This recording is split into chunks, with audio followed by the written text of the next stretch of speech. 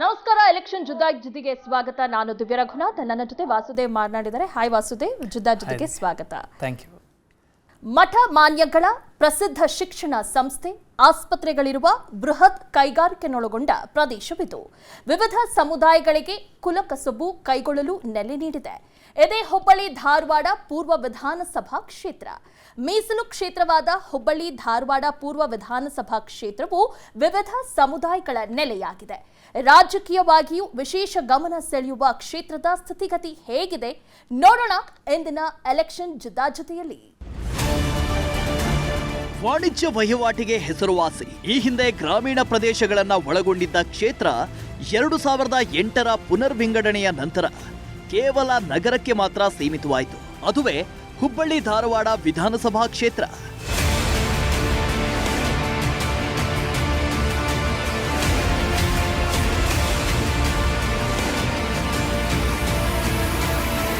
ಇಲ್ಲಿನ ರಾಜಕೀಯದ ಬಗ್ಗೆ ಮಾತನಾಡುವುದಾದರೆ, ಪ್ರಸಾದ್ ಅಬ್ಬಯ್ಯ ಕಳೆದ 2 ಅವಧಿಗೆ ಶಾಸಕರಾಗಿದ್ದಾರೆ.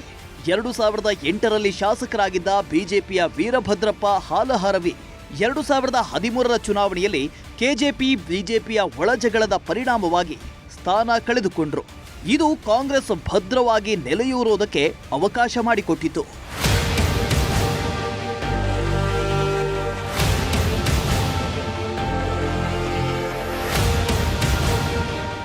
ಈ ಬಾರಿ ಕ್ಷೇತ್ರದಲ್ಲಿ ಚುನಾವಣೆ ಮತ್ತಷ್ಟು ರಂಗು ಪಡೆದುಕೊಂಡಿದ್ದು, 2 ಬಾರಿ ಗೆದ್ದಿರುವ ಕಾಂಗ್ರೆಸ್ ಶಾಸಕ ಪ್ರಸಾದ್ ಅಬ್ಬಯ್ಯ 3ನೇ ಬಾರಿ ಗೆದ್ದು ಹ್ಯಾಟ್ರಿಕ್ ಸಾಧಿಸಲು ಕಾರ್ಯತಂತ್ರ ರೂಪಿಸಿದ್ದಾರೆ.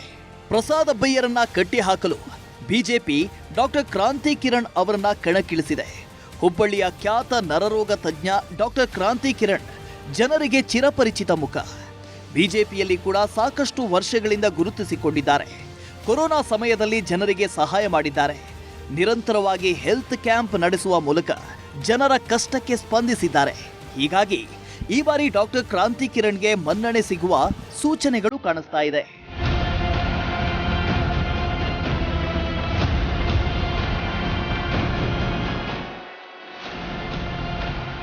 ಬಿಜೆಪಿ ಟಿಕೆಟ್ ಕೈತಪ್ಪುವ ಸೂಚನೆ ಸಿಗುತ್ತಿದ್ದಂತೆ ಮಾಜಿ ಶಾಸಕ ವೀರಭದ್ರಪ್ಪ ಹಾಲಹರವಿ ಜೆಡಿಎಸ್ ಸೇರಿ ಪಕ್ಷದ ಅಭ್ಯರ್ಥಿಯಾಗಿದ್ದಾರೆ. ಎಐಎಂಐಎಂ ಪಕ್ಷ ದುರ್ಗಪ್ಪ ಬಿಜವಾಡ ಅವರನ್ನ ಕಣಕ್ಕೆ ಇಳಿಸಿದ್ದು ಮುಸ್ಲಿಂ ಮತ ವಿಭಜನೆ ಗ್ಯಾರಂಟಿ ಎಂಬಂತಾಗಿದೆ. ಎಐಎಂಐಎಂ ಪಕ್ಷದ ಅಧ್ಯಕ್ಷ ಅಸಾದುದ್ದೀನ್ ಓವೈಸಿ ಕ್ಷೇತ್ರದಲ್ಲಿ ಭರ್ಜರಿ ಪ್ರಚಾರ ನಡೆಸಿದ್ದು ಕಾಂಗ್ರೆಸ್ಗೆ ಆತಂಕ ಶುರುವಾಗಿದೆ. ಎಸ್ಡಿಪಿ ಅಭ್ಯರ್ಥಿ ಕೂಡ ಕಣದಲ್ಲಿದ್ದು ಕ್ಷೇತ್ರದಲ್ಲಿ ಯಾರು ಯಾರ ಮತಬುಟ್ಟಿಗೆ ಕೈ ಹಾಕ್ತಾರೆ ಅನ್ನೋದು ಇಂಟ್ರೆಸ್ಟಿಂಗ್ ಆಗಿದೆ. ಇನ್ನು ಈ ವಿಧಾನಸಭಾ ಕ್ಷೇತ್ರದಲ್ಲಿ ಎಷ್ಟು ಮತದಾರರಿದ್ದಾರೆ ನೋಡೋಣ.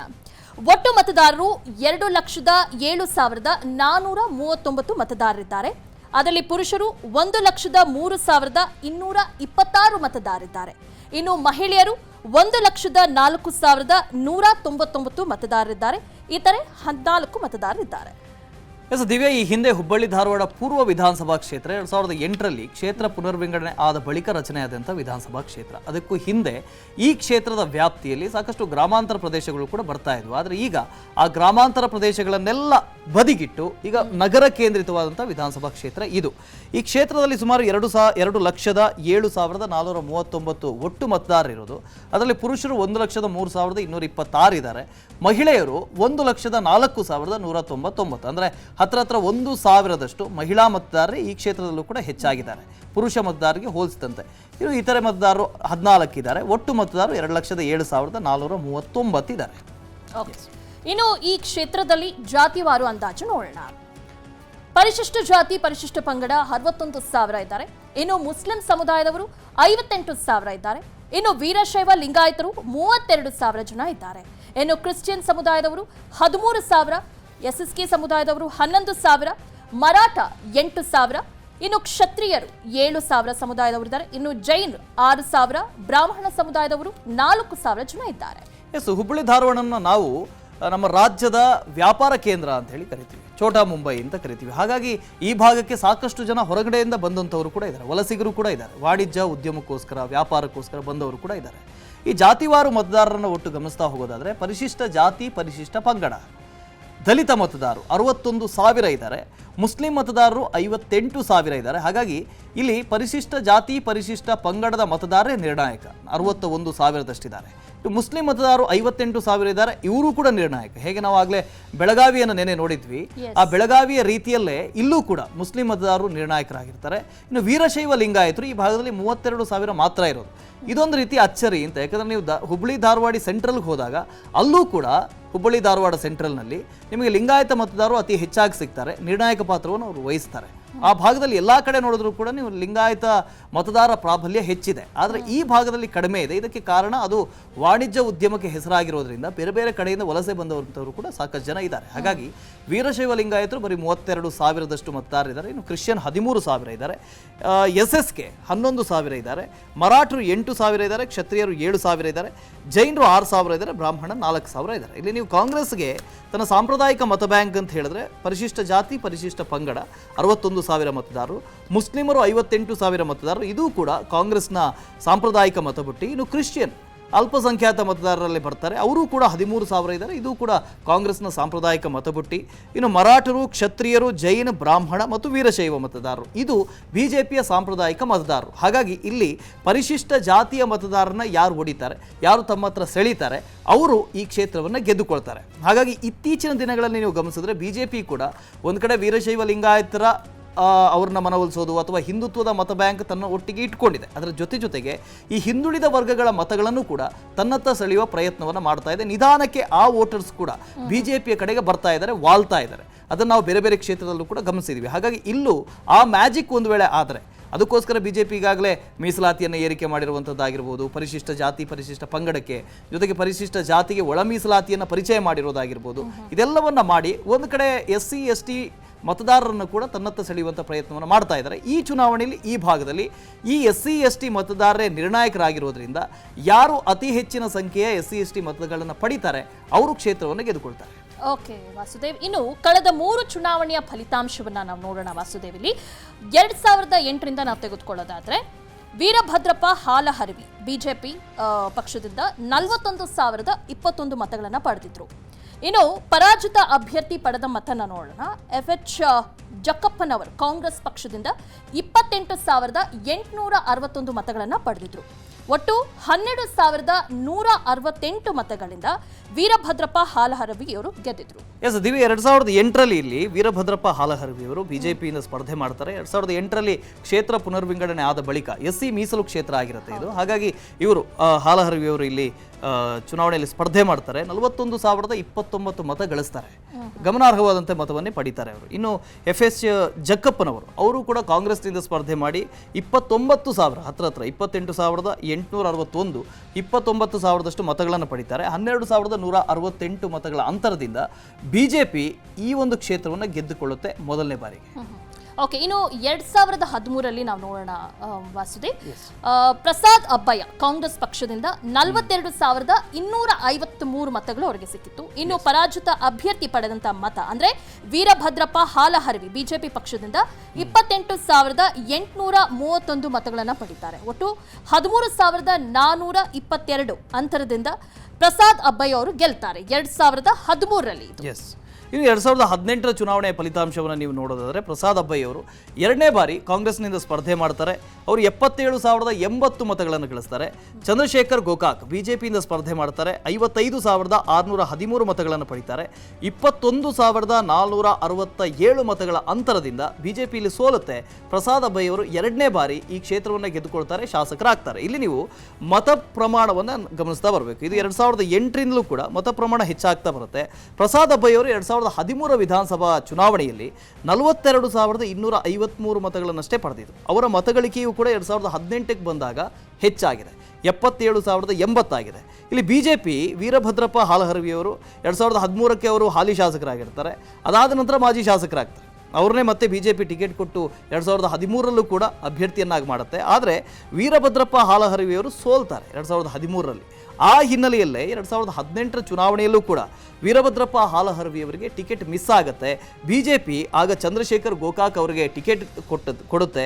ಆದರೆ ಚಂದ್ರಶೇಖರ್ ಗೋಕಾಕ್ ಅವರು ಆಗಲೂ ಕೂಡ 55,613 ಮತಗಳನ್ನು ಮಾತ್ರ ಪಡೆಯೋದಕ್ಕೆ ಶಕ್ತರಾಗ್ತಾರೆ. ಯಾಕೆ ಅಂದರೆ ಇಲ್ಲಿ ಪರಿಶಿಷ್ಟ ಜಾತಿ ಪರಿಶಿಷ್ಟ ಪಂಗಡದ ಮತಗಳು ಹೈಯೆಸ್ಟ್ ಇದೆ, 61,000 ಇದೆ. ಹಾಗಾಗಿ ಇದು ಕಾಂಗ್ರೆಸ್ನ ಒಂದು ರೀತಿ ಸಾಂಪ್ರದಾಯಿಕ ಮತಗಳಾಗಿರೋದ್ರಿಂದ ಕಾಂಗ್ರೆಸ್ ಪದೇ ಪದೇ ಈ ಭಾಗದಲ್ಲಿ ಗೆಲ್ತಾ ಬಂದಿದೆ. ಆದರೆ ಇತ್ತೀಚಿನ ಸಂದರ್ಭಗಳಲ್ಲಿ ಈ ಹಿಂದುಳಿದ ವರ್ಗಗಳ ಮತಗಳು ಕೂಡ BJPಯ ಕಡೆಗೆ ವಾಲ್ತಾ ಇರೋದ್ರಿಂದಾಗಿ ಈ ಬಾರಿ ಏನಾಗುತ್ತೆ ಅನ್ನೋದು ಜಿದ್ದಾಜಿದ್ದಿ. ಓಕೆ, ಇನ್ನು ಈ ಬಾರಿ ಕಣದಲ್ಲಿರುವ ಅಭ್ಯರ್ಥಿಗಳು ಯಾರ್ಯಾರು ನೋಡ್ಬಿಡೋಣ. ಕಾಂಗ್ರೆಸ್ ಇಂದ ಪ್ರಸಾದ್ ಅಬ್ಬಯ್ಯ ಅವರು ಈ ಬಾರಿ ಸ್ಪರ್ಧೆ ಮಾಡ್ತಾ ಇದ್ದಾರೆ. ಇನ್ನು ಬಿಜೆಪಿ ಇಂದ ಡಾಕ್ಟರ್ ಕ್ರಾಂತಿ ಕಿರಣ್ ಅವರು ಈ ಬಾರಿ ಸ್ಪರ್ಧೆ ಮಾಡ್ತಿದ್ದಾರೆ, ಹೊಸ ಅಭ್ಯರ್ಥಿ. ಇನ್ನು JDS ಇಂದ ವೀರಭದ್ರಪ್ಪ ಹಾಲಹರವಿ ಅವರು ಸ್ಪರ್ಧೆ ಮಾಡ್ತಿದ್ದಾರೆ. ಇನ್ನು AIMIM ಇಂದ ದುರ್ಗಪ್ಪ ಬಿಜವಾಡ ಅವರು ಸ್ಪರ್ಧೆ ಮಾಡ್ತಿದ್ದಾರೆ ಈ ಬಾರಿ. ಇಲ್ಲಿ ನಾವು ಗಮನಿಸ್ತಾ ಇದ್ವಿ, ಅಭ್ಯರ್ಥಿಗಳನ್ನು ಗಮನಿಸೋದಾದ್ರೆ ಒಂದು ಕಡೆ ಕಾಂಗ್ರೆಸ್ನ ಅಭ್ಯರ್ಥಿ ಪ್ರಸಾದ್ ಅಬ್ಬಯ್ಯ ಅವರು 2 ಬಾರಿ ಗೆದ್ದುಕೊಂಡಿದ್ದಾರೆ. ಜೊತೆಗೆ ಈ ಬಾರಿಯೂ ಕೂಡ ಹ್ಯಾಟ್ರಿಕ್ ವಿಜಯದ ಕನಸಿನಲ್ಲಿದ್ದಾರೆ. ಜೊತೆಗೆ ಅದು ಕಾಂಗ್ರೆಸ್ನ ಭದ್ರಕೋಟೆಯೂ ಕೂಡ ಈಗ ಆಗಿದೆ. ಹಾಗಾಗಿ ಅವ್ರು ಗೆಲ್ಲುವ ಫೇವರೇಟ್ ಅಂದ್ರೂ ಕೂಡ ತಪ್ಪಾಗ್ಲಿಕ್ಕಿಲ್ಲ. ಆದರೆ ಅವರಿಗೆ ಇನ್ನೊಂದು ಕಡೆ ಬಹಳ ಡಾಕ್ಟರ್ ಕ್ರಾಂತಿ ಕಿರಣ್ ಅವರು ತುಂಬಾನೇ ಜಿದ್ದಾಜಿದ್ದಿನ ಫೈಟನ್ನು ಈ ಬಾರಿ ಕೊಡ್ತಾ ಇದ್ದಾರೆ. ಡಾಕ್ಟರ್ ಕ್ರಾಂತಿ ಕಿರಣ್ ಯಾರು? ಹೊಸಬರು ಅಂತ ತಾವು ಹೇಳಿದ್ರೆ, ಹೊಸ ಮುಖಕ್ಕೆ ಮಣೆ ಹಾಕಿದೆ BJP ಅಂತ ಹೇಳಿದ್ರೆ. ಆದರೆ ಆ ಭಾಗಕ್ಕೆ ಡಾಕ್ಟರ್ ಕ್ರಾಂತಿ ಕಿರಣ್ ಹೊಸಬರಲ್ಲ. ಆ ಭಾಗದಲ್ಲಿ ಬಹಳಷ್ಟು ಹೆಸರು ಮಾಡಿದಂಥ ವೈದ್ಯರು, ನರರೋಗ ತಜ್ಞರು. ಹಾಗಾಗಿ ಪ್ರತಿ ಮನೆಗೂ ಡಾಕ್ಟರ್ ಕ್ರಾಂತಿ ಕಿರಣ್ ಯಾರು ಅಂತ ಹೇಳಿ ಗೊತ್ತಿದೆ. ಈ ಹಿಂದಿನಿಂದಲೂ ಕೂಡ BJPಯಲ್ಲಿ ಗುರುತಿಸಿಕೊಂಡಿದ್ದಂಥ ಕ್ರಾಂತಿ ಕಿರಣ್ ಅವರಿಗೆ ಈ ಬಾರಿ BJP ಕರೆದು ಟಿಕೆಟ್ ಕೊಟ್ಟಿದೆ. ಯಾರಿಗೂ ಗೊತ್ತಿರಲಿಲ್ಲ ಈ ಬಾರಿ ಕ್ರಾಂತಿ ಕಿರಣ್ ಅವರು ಅಲ್ಲಿ ಅಭ್ಯರ್ಥಿ ಆಗ್ತಾರೆ ಅಂತ ಹೇಳಿ ಅಂದ್ಕೊಂಡಿರಲಿಲ್ಲ. ಅಚ್ಚರಿಯ ಅಭ್ಯರ್ಥಿಯನ್ನೇ ಕಣಕ್ಕಿಳಿಸಿರುವಂಥದ್ದು BJP. ಅದರ ಜೊತೆಗೆ ಈ ಹಿಂದೆ ಅಂದರೆ 2008ರಲ್ಲಿ BJPಯಿಂದ ಗೆದ್ದಿದ್ರಲ್ಲ ಹಾಲಹರವಿಯವರು, ಅವರು ಕೂಡ ಟಿಕೆಟ್ನ ಆಕಾಂಕ್ಷಿಯಾಗಿದ್ದರು BJPಯಿಂದ. 2018ರಲ್ಲಿ ಅವರಿಗೆ ಟಿಕೆಟ್ ಮಿಸ್ ಆಗಿತ್ತು. ಆ ಬಾರಿ ಎಲ್ಲಾದರೂ ಆಗಿನ ಅಭ್ಯರ್ಥಿ ಚಂದ್ರಶೇಖರ್ ಗೋಕಾಕ್ ಗೆದ್ದಿದ್ದಿದ್ರೆ ಅವ್ರಿಗೆ ಆ ಚಾನ್ಸ್ ಸಿಕ್ತಿತ್ತೇನೋ. ಆದರೆ ಗೋಕಾಕ್ ಅವರು ಕೂಡ 2018ರ ಚುನಾವಣೆಯಲ್ಲಿ ಸೋಲ್ತಾರೆ. ಈ ಹಿನ್ನೆಲೆಯಲ್ಲಿ ಹಾಲಹರವಿಯವರು ಈ ಬಾರಿಯೂ ಕೂಡ ಅಭ್ಯರ್ಥಿಯ ಲಿಸ್ಟ್ನಲ್ಲಿದ್ದರು. ಆದರೆ ಕೊನೆಯ ಹಂತದಲ್ಲಿ ಹಾಲಹರವಿಯವರಿಗೆ ಟಿಕೆಟ್ ಸಿಗಲಿಲ್ಲ, ಕ್ರಾಂತಿ ಕಿರಣ್ ಅವರಿಗೆ ಟಿಕೆಟ್ ಆಯಿತು. ಈ ಹಿನ್ನೆಲೆಯಲ್ಲಿ ಹಾಲಹರವಿ BJPಯನ್ನು ತೊರೆದು JDS ಸೇರ್ತಾರೆ. ಸೊ ಇಲ್ಲಿ ಈ ಭಾಗದಲ್ಲಿ JDSನ ಅಭ್ಯರ್ಥಿಯಾಗಿ ವೀರಭದ್ರಪ್ಪ ಹಾಲಹರವಿಯವರು ಸ್ಪರ್ಧೆ ಮಾಡ್ತಾ ಇದ್ರೂ ಕೂಡ JDS ಇಲ್ಲಿ ಕಾಂಗ್ರೆಸ್ ಮತ್ತು BJPಗೆ ಅಷ್ಟು ದೊಡ್ಡ ಮಟ್ಟಿಗೆ ಸ್ಪರ್ಧೆ ಕೊಡುತ್ತೆ ಅಂತ ಹೇಳೋದಕ್ಕೆ ಸಾಧ್ಯ ಇಲ್ಲ. ಯಾಕಂದರೆ JDSಗೆ ಅಂಥ ನೆಲೆ ಈ ಕ್ಷೇತ್ರದಲ್ಲಿ ಇಲ್ಲ. ಈ ಹಿಂದಿನ ನೀವು ಮತಗಳಿಕೆಯನ್ನು ನೋಡ್ತಾ ಬಂದರೂ ಕೂಡ ಗಮನಾರ್ಹವಾದಂಥ ಮತಗಳು ಕೂಡ ಅಲ್ಲಿ ಇಲ್ಲ. ಹಾಗಾಗಿ ಸ್ಪರ್ಧೆ ಮಾಡ್ತಾ ಇರ್ಬೋದು, ಒಂದಷ್ಟು ಡ್ಯಾಮೇಜ್ ತರ್ಬೋದು BJPಗೆ ಅಥವಾ ಕಾಂಗ್ರೆಸ್ಗೆ. ಆದರೆ ಅಂಥ ತ್ರಿಕೋನ ಸ್ಪರ್ಧೆ ಆಗುವಂಥ ಯಾವುದೇ ಲಕ್ಷಣಗಳು ಇಲ್ಲಿ ಗೋಚರಿಸ್ತಾ ಇಲ್ಲ. ಆದರೆ ಕಾಂಗ್ರೆಸ್ಗೆ ಇಲ್ಲಿ ಡ್ಯಾಮೇಜ್ ಆಗುವಂಥ ಸಂಗತಿ ಏನು ಅಂತ ಹೇಳಿದ್ರೆ AIMIM ಸ್ಪರ್ಧೆ ಮಾಡ್ತಾ ಇದೆ, SDPI ಕೂಡ ಇಲ್ಲಿಂದ ಸ್ಪರ್ಧೆ ಮಾಡ್ತಾ ಇದೆ ಅಂತ. ಈ ಎರಡೂ ಪಕ್ಷಗಳು ಸ್ಪರ್ಧೆ ಮಾಡಿದ್ರೆ ಇಲ್ಲಿ ಮುಸ್ಲಿಮರ ಮತ ನೋಡಿ 58,000ದಷ್ಟಿದೆ. ಈ ಮತಗಳನ್ನು ವಿಭಜನೆ ಮಾಡಿದ್ರೆ ಕಾಂಗ್ರೆಸ್ಗೆ ಅದೊಂದು ದೊಡ್ಡ ಡ್ಯಾಮೇಜ್ ಆಗುತ್ತೆ. ಓಕೆ, ಮುಂದೆ ನೋಡೋಣ ವಾಸುದೇವ್. ಅಭ್ಯರ್ಥಿಗಳ ಪ್ಲಸ್ ಹಾಗೂ ಮೈನಸ್ ಪಾಯಿಂಟ್ಸ್ ಅನ್ನ ನೋಡೋಣ. ಪ್ರಸಾದ್ ಅಬ್ಬಯ್ಯ ಕಾಂಗ್ರೆಸ್ ಅಭ್ಯರ್ಥಿಯ ಪ್ಲಸ್ ಪಾಯಿಂಟ್ಸ್ ಏನು ಅಂತ ನೋಡೋಣ. 2 ಅವಧಿಗೆ ಶಾಸಕರಾಗಿದ್ದಕ್ಕೆ ಕ್ಷೇತ್ರದಲ್ಲಿ ಒಂದು ಹಿಡಿತ ಇದೆ.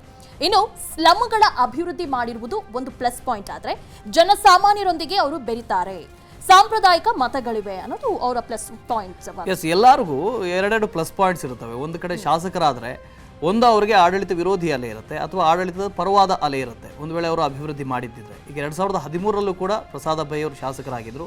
ಆ ಸಂದರ್ಭದಲ್ಲಿ ಕಾಂಗ್ರೆಸ್ನ ಸರ್ಕಾರವೇ ಇತ್ತು. ಈ ಹಿನ್ನೆಲೆಯಲ್ಲಿ ಆ ಭಾಗದಲ್ಲಿ ಅಲ್ಪ ಸ್ವಲ್ಪ ಅಭಿವೃದ್ಧಿ ಆಗಿದೆ ಅಂತೇಳಿ ಜನರು ಕೂಡ ಹೇಳ್ತಾ ಇದ್ದಾರೆ. ಇದರಿಂದಾಗಿ ಶಾಸಕರಿಗೆ ಒಂದು ಪ್ಲಸ್ ಪಾಯಿಂಟ್ ಇದೆ ಅಲ್ಲಿ ಅಂತ ಹೇಳಿ. 2 ಬಾರಿ ಶಾಸಕರಾಗಿರುವಂಥವರು, ಕಾರ್ಯಕರ್ತರ ಜೊತೆ ಅವರಿಗೆ ಒಡನಾಟ ಇದೆ, ಜನರ ಜೊತೆ ಒಡನಾಟ ಇದೆ, ಆ ಕ್ಷೇತ್ರದಲ್ಲಿ ಹಿಡಿತಾ ಇದೆ. ಹಾಗಾಗಿ ಅದೊಂದು ಪ್ಲಸ್ ಪಾಯಿಂಟ್ ಆಗ್ಬೋದು. ಜೊತೆಗೆ ದೊಡ್ಡ ಪ್ಲಸ್ ಪಾಯಿಂಟ್ ಅಂತ ಹೇಳಿದ್ರೆ ಸಾಂಪ್ರದಾಯಿಕ ಮತಗಳೇ. SC ST ಮತದಾರರು 61,000, ಮುಸ್ಲಿಂ ಮತದಾರರು 58,000, ಕ್ರಿಶ್ಚಿಯನ್ ಮತದಾರರು 11,000, ಇನ್ನೆಲ್ಲ 13,000. ಇದನ್ನೆಲ್ಲವನ್ನು ನೀವು ನೋಡಿಕೊಂಡ್ರೆ ಇಲ್ಲಿ ಕಾಂಗ್ರೆಸ್ಗೆ ಸಾಂಪ್ರದಾಯಿಕ ಮತಬುಟ್ಟಿ ಬಹಳ ಗಟ್ಟಿಯಾಗಿದೆ, ಭದ್ರವಾಗಿದೆ. ಒಂದು ವೇಳೆ ಮುಸ್ಲಿಂ ಮತದಾರರನ್ನ ಯಾರಾದರೂ ಒಡೆಯೋದಕ್ಕೆ ಸಫಲರಾದರೆ ಅಥವಾ SC ST ಮತದಾರರು BJPಯ ಪರವಾಗಿ ಬಂದರೆ ಆಗ ಮಾತ್ರ ಕಾಂಗ್ರೆಸ್ಗೆ ನಷ್ಟ ಆಗುತ್ತೆ. ಬಿಟ್ಟರೆ ಇಲ್ಲಾಂದರೆ ಎಲ್ಲ ಕಡೆಯಿಂದ ನೀವು ಗಮನಿಸಿದ್ರು ಕಾಂಗ್ರೆಸ್ಗೆ ಪ್ಲಸ್ಸೇ ಇಲ್ಲಿ ಜಾಸ್ತಿ ಇದೆ ಅಂತ. ಓಕೆ, ಇನ್ನು ಮೈನಸ್ ಪಾಯಿಂಟ್ಸ್ ಏನು ಅಂತ ನೋಡೋಣ. ಮುಸ್ಲಿಂ ವೋಟ್ ಬ್ಯಾಂಕ್ ಡಿವೈಡ್ ಆಗುವ ಒಂದು ಆತಂಕ ಇದೆ ಇವ್ರಿಗೆ. ಇನ್ನು ಜೊತೆಗಿದ್ದವರೇ ಸೋಲಿಸಲು ಇಲ್ಲಿ ಷಡ್ಯಂತ್ರವನ್ನ ಹೆಣೆದಿದ್ದಾರೆ. ಹೊಸ ಮುಖ ಬರಲಿ ಎನ್ನುವ ಒಂದು ಒತ್ತಾಯ ಕೂಡ ಇದೆ.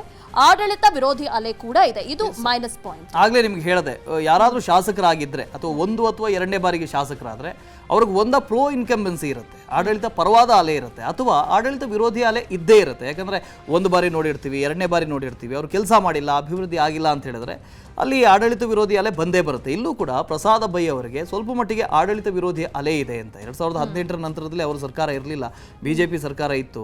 ಈ ಹಿನ್ನೆಲೆಯಲ್ಲಿ ಅವರು ಹೇಳ್ತಾ ಇದ್ದಾರೆ BJP ಸರ್ಕಾರ ಇತ್ತು, ಹಾಗಾಗಿ ಅನುದಾನ ಬಂದಿಲ್ಲ, ನನಗೆ ಅಭಿವೃದ್ಧಿ ಮಾಡಲಿಕ್ಕೆ ಆಗಲಿಲ್ಲ ಅಂತ. ಆದರೆ ಜನರ ಮನಸ್ಸಲ್ಲಿ ಇಲ್ಲ, ನಾವು ಶಾಸಕರನ್ನ ಬದಲಾವಣೆ ಮಾಡಬೇಕು ಅನ್ನುವಂಥ ಮನಸ್ಥಿತಿಯಲ್ಲಿ ಜನರಿದ್ದಾರೆ. ಹಾಗಾಗಿಯೇ ಅಲ್ಲಿ ಹೊಸ ಅಭ್ಯರ್ಥಿಯನ್ನು ಕಣಕ್ಕಿಳಿಸಬಹುದಾಗಿತ್ತು ಕಾಂಗ್ರೆಸ್, ಅಥವಾ ನಮಗೆ ಹೊಸ ಅಭ್ಯರ್ಥಿ ಬೇಕು ಅಂತ ಹೇಳಿ ಜನರೇ ಕೇಳ್ತಾ ಇದ್ರು. ಇದು ಕಾಂಗ್ರೆಸ್ಗೆ ಒಂದು ದೊಡ್ಡ ಮೈನಸ್ ಆಗುತ್ತೆ. ಅದರ ಜೊತೆಗೆ ದೊಡ್ಡ ಮೈನಸ್ ಅಂತ ಹೇಳಿದ್ರೆ ಮುಸ್ಲಿಂ ವೋಟ್ ಬ್ಯಾಂಕ್ ಡಿವೈಡ್ ಆಗುವಂಥ ಆತಂಕ. AIMIM ಆ ಪಕ್ಷವು ಕೂಡ ಇಲ್ಲಿ ಸ್ಪರ್ಧೆ ಮಾಡ್ತಾ ಇದೆ, SDPIನ ಅಭ್ಯರ್ಥಿಗಳು ಕೂಡ ಕಣಕ್ಕಿಳಿತಾ ಇದ್ದಾರೆ. ಹಾಗಾಗಿ ಕಾಂಗ್ರೆಸ್ನ ಸಾಂಪ್ರದಾಯಿಕ ಮತ ಬ್ಯಾಂಕ್, ಮುಸ್ಲಿಂ ಮತದಾರರು, ಅಲ್ಪಸಂಖ್ಯಾತ ಮತದಾರರು, ಅಥವಾ ಏನು ಸೆಕ್ಯುಲರ್ ವೋಟ್ ಬ್ಯಾಂಕ್ ಅಂತ ಕರಿತೀವೋ ಆ ಮತದಾರರು ಡಿವೈಡ್ ಆಗುವಂಥ ಆತಂಕ ಕಾಂಗ್ರೆಸ್ಗಿದೆ ಅಂತ ಈ ಹಿಂದಿನ ಚುನಾವಣೆಗಳಲ್ಲೂ ಕೂಡ ನಾವು ಗಮನಿಸಿದ್ದೀವಿ. ಅದು ಉತ್ತರ ಪ್ರದೇಶ ಚುನಾವಣೆ ಆಗಿರ್ಬೋದು, ಗುಜರಾತ್ನ ಚುನಾವಣೆ ಆಗಿರ್ಬೋದು, ಎಲ್ಲ ಕಡೆಯೂ ಕೂಡ ಮುಸ್ಲಿಂ ಬಾಹುಳ್ಯ ಉಳ್ಳಂತಹ ಪ್ರದೇಶಗಳಲ್ಲಿ AIMIM ಅಥವಾ SDPI ಇಂಥ ಮುಸ್ಲಿಮರ ಪರವಾಗಿರುವಂಥ ಪಕ್ಷಗಳು ಸ್ಪರ್ಧೆ ಮಾಡಿದಾಗ ಕಾಂಗ್ರೆಸ್ನ ಸಾಂಪ್ರದಾಯಿಕ ವೋಟ್ ಬ್ಯಾಂಕ್ ಒಡೆದಿದೆ. ಅದೇ ಆತಂಕ ಇಲ್ಲೂ ಕೂಡ ಕಾಡ್ತಾ ಇದೆ. ಒಂದು ವೇಳೆ ಹಾಗಾದಲ್ಲಿ ಅದು BJPಗೆ ಪ್ಲಸ್ ಆಗುತ್ತೆ ಅಂತ. ಓಕೆ, ಇನ್ನು ಬಿಜೆಪಿಯ ಒಂದು ಪ್ಲಸ್ ಪಾಯಿಂಟ್ಸ್ ಏನು ಅಂತ ನೋಡೋಣ. ಕೊರೋನಾ ಸಮಯದಲ್ಲಿ ಜನ ಸೇವೆ ಮಾಡಿರೋದು ಒಂದು ಪ್ಲಸ್ ಪಾಯಿಂಟ್ ಆಗುತ್ತೆ. ಸೊ ಹೀಗಾಗಿ ಉಚಿತ ಹೆಲ್ತ್ ಕ್ಯಾಂಪ್ ಮೂಲಕ ಚಿರಪರಿಚಿತರಾಗಿದ್ದಾರೆ ಜನರಿಗೆ. ಬಿಜೆಪಿ ಪರ ವಾತಾವರಣ ಈ ಬಾರಿ ಸೃಷ್ಟಿಯಾಗಿರುವುದು ಮತ್ತು ಹಿಂದೂ ಮತಗಳ ಕ್ರೋಢೀಕರಣ, ಇದು ಬಿಜೆಪಿ ಅಭ್ಯರ್ಥಿಯ ಒಂದು ಪ್ಲಸ್ ಪಾಯಿಂಟ್. ಎಸ್, ಆಗಲೇ ನಾನು ಹೇಳ್ತಾ ಇದ್ದೆ, ಕ್ರಾಂತಿ ಕಿರಣ್ ಅವರು ಇದಾರಲ್ಲ, ವೈದ್ಯರವರು ಬೇಸಿಕಲಿ, ಜೊತೆಗೆ ಬಹಳ ಬಡವರಿಗೆ ಅಲ್ಲಿ ಸಹಾಯ ಮಾಡ್ತಾ ಇದ್ರು, ಉಚಿತವಾದಂಥ ಹೆಲ್ತ್ ಕ್ಯಾಂಪ್ಗಳನ್ನು ಮಾಡ್ತಾ ಇದ್ರು. ಅದರಲ್ಲೂ ಸ್ಪೆಷಲ್ ಆಗಿ ಕೊರೋನಾ ಸಂದರ್ಭದಲ್ಲಿ ಉಚಿತವಾದ ಹೆಲ್ತ್ ಕ್ಯಾಂಪ್ಗಳು, ಕಿಟ್ಗಳು, ಹೆಲ್ತ್ ಕಿಟ್ಗಳು ಇದನ್ನೆಲ್ಲವನ್ನು ಜನರಿಗೆ ವಿತರಣೆ ಮಾಡಿದ್ದಾರೆ. ಹಾಗಾಗಿ ಅವರ ಪರವಾಗಿ ಜನ ನಿಂತಿದ್ದಾರೆ ಈಗ. ಹಾಗಾಗಿ ಈ ಹಿಂದಿನ ಸಂದರ್ಭವೇ ಬೇರೆ, ಈಗಿನ ಚುನಾವಣೆ ಕಣವೇ ಬದಲಾಗಿದೆ. BJP ಪರವಾಗಿರುವಂಥ ಅಲೆಯಲ್ಲಿದೆ. BJPಯನ್ನು ಗೆಲ್ಲಿಸಬೇಕು ಅಂತಿದ್ದಾರೆ. ಹೊಸ ಮುಖಕ್ಕೆ ಈ ಬಾರಿ ಅಭ್ಯರ್ಥಿಯನ್ನಾಗಿ ಮಾಡಿರೋದು ಕೂಡ BJP. ಒಂದು ಕಡೆ ಕಾಂಗ್ರೆಸ್ನ ಕಾರ್ಯಕರ್ತರು ಕೂಡ ಒಂದು ಹಂತಕ್ಕೆ ಇಲ್ಲಿ ಶಾಸಕರು ಬದಲಾಗಬೇಕು, ಹೊಸ ಮುಖ ಬರಬೇಕು ಅಂತ ಹೇಳಿ ಅಪೇಕ್ಷೆ ಪಡ್ತಾ ಇದ್ದಾರೆ. ಜೊತೆಗೆ ಹಿಂದುತ್ವದ ಹುಬ್ಬಳ್ಳಿ ಧಾರವಾಡ ಅಂತ ಹೇಳಿದ್ರು ನಿಮಗೆ ಒಂದು ಕಡೆ ಹಿಂದುತ್ವದ ಭದ್ರಕೋಟೆ ಅದು. ಹುಬ್ಬಳ್ಳಿ ಸೆಂಟ್ರಲ್ ಹೇಗಿದೆಯೋ ಅದರ ಪಕ್ಕದಲ್ಲಿರುವಂಥ ಪೂರ್ವ ವಿಧಾನಸಭಾ ಕ್ಷೇತ್ರ ಇದು. ಹಾಗಾಗಿ ಅದರ ಪ್ರಭಾವ ಇದ್ದೇ ಇರುತ್ತೆ, ಹಿಂದುತ್ವದ ಪ್ರಭಾವ ಇದ್ದೇ ಇರುತ್ತೆ. ಅದನ್ನು ಇಟ್ಕೊಂಡು BJP ಗೆಲ್ಲೋದಕ್ಕೆ ಇಲ್ಲಿ ರಣತಂತ್ರವನ್ನು ಹೆಣೆದಿದೆ. ಓಕೆ, ಇನ್ನು ಮೈನಸ್ ಪಾಯಿಂಟ್ಸ್ ಏನು ಅಂತ ನೋಡೋಣ ವಾಸುದೇವ್. ಬಿಜೆಪಿ ಟಿಕೆಟ್ ಕೈ ತಪ್ಪಿದವರ ಒಂದು ಮುನಸ್ಸು ಈ ಕ್ಷೇತ್ರದಲ್ಲಿ ಇದೆ. ಇನ್ನು ಸ್ಥಳೀಯ ನಾಯಕರಿಂದ ನಿರೀಕ್ಷಿತ ಬೆಂಬಲ ಸಿಗ್ತಾ ಇಲ್ಲ ಅನ್ನೋ ಒಂದು ನೋವು ಕೂಡ ಇದೆ ಆ ಅಭ್ಯರ್ಥಿಗೆ. ಇನ್ನು ಮೊದಲ ಬಾರಿಗೆ ಚುನಾವಣಾ ಕಣದಲ್ಲಿ ಅವರು ಸ್ಪರ್ಧೆ ಮಾಡ್ತಾ ಇರುವಂಥದ್ದು. ಜಾತಿ ಪ್ರಮಾಣ ಪತ್ರ ನಕಲಿ ಎಂಬ ಆರೋಪ ಕೂಡ ಇದೆ. ಇದು ಅವರ ಒಂದು ಮೈನಸ್ ಪಾಯಿಂಟ್. ಈ ಚುನಾವಣೆ ಸಂದರ್ಭದಲ್ಲಿ ಅದು ನಕಲಿ, ಇದು ಅಸಲಿ ಅಂತ ಹೇಳಿ ಸಾಕಷ್ಟು ಆರೋಪಗಳು ಬಂದೇ ಬರ್ತವೆ. ಅದನ್ನೆಲ್ಲವನ್ನು ನಾವು ಸತ್ಯ ಅಂತ ಹೇಳಿ ನಂಬೋದಕ್ಕೂ ಕೂಡ ಬರೋದಿಲ್ಲ. ಇನ್ನೊಂದು ಕಡೆ ಇಲ್ಲಾಗಲೇ ನೀವು ಹೇಳಿದ್ರಿ, ಒಂದಷ್ಟು ಟಿಕೆಟ್ ಕೈ ತಪ್ಪಿದವರ ಮುನಿಸು ಇದೆ ಅಂತ ಹೇಳಿ, BJPಲಿ ಆಂತರಿಕ ಮುನಿಸು ಇದೆ ಅಂತ ಹೇಳಿ ಇದ್ದೇ ಇರುತ್ತೆ. ವೀರಭದ್ರಪ್ಪ ಹಾಲಹರವಿಯವರು ಮಾಜಿ ಶಾಸಕರಾಗಿದ್ದಂಥವರು, ಅವರಿಗೆ ಟಿಕೆಟ್ ಸಿಗುತ್ತೆ ಅಂತ ಹೇಳಿ ಹೇಳಲಾಗ್ತಾ ಇತ್ತು. ಅವರ ಹಿಂದೆ ಒಂದು ವೋಟ್ ಬ್ಯಾಂಕ್ ಇದ್ದೇ ಇದೆ. ಅವರಿಗೆ JDS ಸೇರ್ಪಡೆಗೊಂಡಿದ್ದಾರೆ. ಹಾಗಾಗಿ ಇದು ಆಂತರಿಕ ಕಲಹ ಇದೆಯಲ್ಲ, ಇದು BJPಗೆ ಎಲ್ಲೋ ಒಂದು ಕಡೆ ಹೊಡೆತ ಕೊಡ್ಬೋದು. ಅದರ ಜೊತೆಗೆ ಈ ಹಿಂದಿನ ಚುನಾವಣೆಯಲ್ಲಿ 18ರ ಚುನಾವಣೆಯಲ್ಲಿ ಚಂದ್ರಶೇಖರ್ ಗೋಕಾಕ್ ಅವರು ಕೂಡ ಸ್ಪರ್ಧೆ ಮಾಡಿದ್ರು. ಅವ್ರಿಗೂ ಈ ಬಾರಿ ಟಿಕೆಟ್ ತಪ್ಪಿದೆ. ಹಾಗಾಗಿ ಅವರ ಮುನಿಸು ಕೂಡ ಇದೆ. ಈ BJPಯ ಆಂತರಿಕ ಗೊಂದಲ, ಆಂತರಿಕ ಮುನಿಸು ಎಲ್ಲೋ ಒಂದು ಕಡೆ BJPಗೆ ನಷ್ಟ ತಂದಿಡಬಹುದು ಅಂತ. ಆದರೆ ಈ ಬಾರಿ ಇದನ್ನು ಸಮಪ್ ಮಾಡಬೇಕು ಅಂತ ಹೇಳಿದ್ರೆ ಈ ಬಾರಿ ಒಂದು ದೊಡ್ಡ ಮಟ್ಟಿಗೆ BJPಯ ಅಲೆ ಆ ಭಾಗದಲ್ಲಿ ಸೃಷ್ಟಿಯಾಗಿದೆ. ಒಂದು ಕಡೆ ಜಗದೀಶ್ ಶೆಟ್ಟರ್ ಅವರು BJPಯನ್ನು ತೊರೆದು ಕಾಂಗ್ರೆಸ್ ಸೇರ್ಪಡೆಗೊಂಡಿರೋದು. ಹಾಗಾಗಿ ಹುಬ್ಬಳ್ಳಿ ಧಾರವಾಡ ಆ ಭಾಗ ಇದೆಯಲ್ಲ ಅದನ್ನು ಗೆದ್ದುಕೊಳ್ಳಬೇಕು ಅಂತ ಹೇಳಿ ಇಡೀ BJPಯೇ ಅಲ್ಲಿದೆ. ನಿಮಗೆ ಮಾಜಿ ಮುಖ್ಯಮಂತ್ರಿ ಯಡಿಯೂರಪ್ಪನವ್ರನ್ನ ಹಿಡ್ಕೊಂಡು ಹಾಲಿ ಮುಖ್ಯಮಂತ್ರಿ ಬೊಮ್ಮಾಯಿ ಅವರನ್ನ ಹಿಡ್ಕೊಂಡು ಎಲ್ಲರೂ ಕೂಡ ಅಲ್ಲಿ ವರ್ಕ್ ಮಾಡ್ತಾ ಇದ್ದಾರೆ, ಗ್ರೌಂಡ್ ಲೆವೆಲಲ್ಲಿ ವರ್ಕ್ ಮಾಡ್ತಾ ಇದ್ದಾರೆ. ಜೊತೆಗೆ RSSನ ಪ್ರಮುಖರು ಕೂಡ ಆ ಭಾಗದಲ್ಲಿ ವರ್ಕ್ ಮಾಡ್ತಾ ಇದ್ದಾರೆ. ಸಂಘಟನೆ ಬಹಳ ಗಟ್ಟಿಯಾಗಿದೆ BJPಗೆ. ಹಾಗಾಗಿ ಎಲ್ಲ ಕಡೆಯಿಂದ ನೋಡಿದ್ರು ಕೂಡ ಈ ಬಾರಿ ಈ ಕ್ಷೇತ್ರದಲ್ಲಿ ಬದಲಾವಣೆ ಆಗೋದಂತೂ ನಿಶ್ಚಿತ ಅಂತ ಕಾಣಿಸ್ತಾ ಇದೆ. ಓಕೆ ವಾಸುದೇವ್, ಇದು ಇವತ್ತಿನ ಎಲೆಕ್ಷನ್ ಜುದ್ದಾಜುದ್ದಿ. ಅನುಕ್ಷಣದ ಸುದ್ದಿಗಾಗಿ ನೋಡ್ತಾರೆ ವಿಸ್ತಾರ ನ್ಯೂಸ್. ಇದು ನಿಖರ ಜನಪರ.